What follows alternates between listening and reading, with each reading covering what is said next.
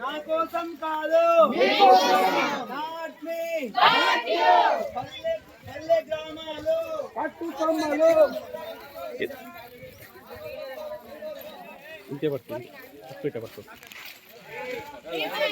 యువత మేలుకో పచ్చగా ఆలోచించండి, పచ్చగా జీవించండి. నా కోసం పరిశుభ్రత పరిశుభ్రత పరిశుభ్రత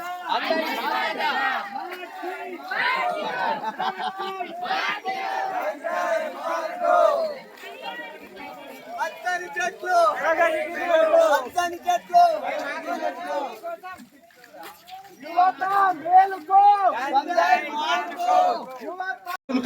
అలాగే దీర్ఘకాలిక వ్యాధులు అంటే సాధారణ వ్యాధులు ఎవరికి ఉన్నాయి, దీర్ఘకాలిక వ్యాధులు ఎవరికి ఉన్నాయి అనేటువంటి విషయాన్ని పైన వారు చాలా చక్కగా సర్వే చేయడం జరిగింది sir.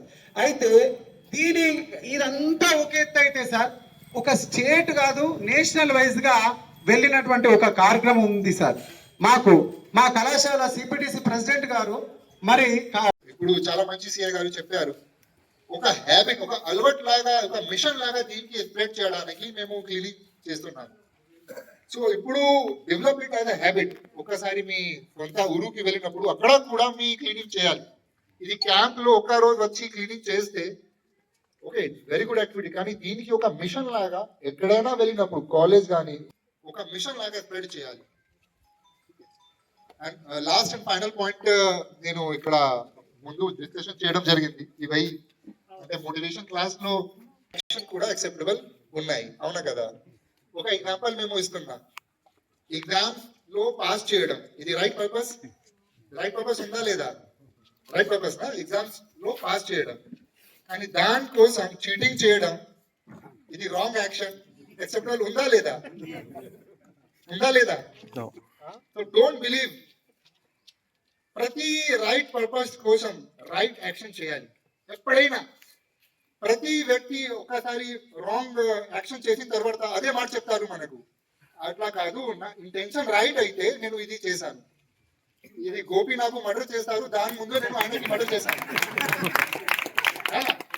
So right purpose requires right action. ఒకసారి మీరు రాంగ్ యాక్షన్ చేశారా మీ పర్పస్ కూడా రాంగ్ అవుతుంది. Always believe right action for right purpose. And excellent this spirit we continue cheyali. And I would like to congratulate all of you, especially Dr. Garu, for continuously promoting such good initiative. And Principal Garu already Gopi Chepparu is a very honest and integrity valu unnaru. So adi Principals Garu toni inspiration teeskoni mee kuda life lo honesty and integrity.